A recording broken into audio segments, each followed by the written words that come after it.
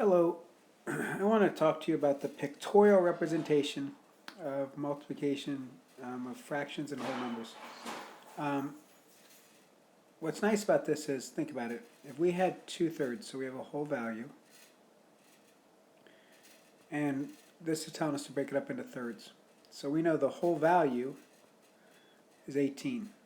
If we break it up into thirds, wouldn't each of them be 6? Because we know 6 times 6, 6 times 3, or 6 plus 6 plus 6 is 18. Or 18 divided by 3 is 6. And then this problem is asking us, what are two parts of that? Well, the two parts would be what? 12.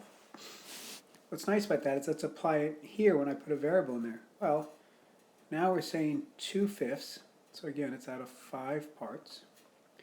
The whole value, again, here the whole value is 18, here the whole bar is in, but 2 of those bars are 14. So we'd have 7, 7, 7, 7, 7. So 7 times 5 is 35. Either way, the picture is allowing us to solve it because you're saying 2/5 of a value or 2/3 of a value. The value is your whole bar. And then it's either giving you the part or you're looking for the part.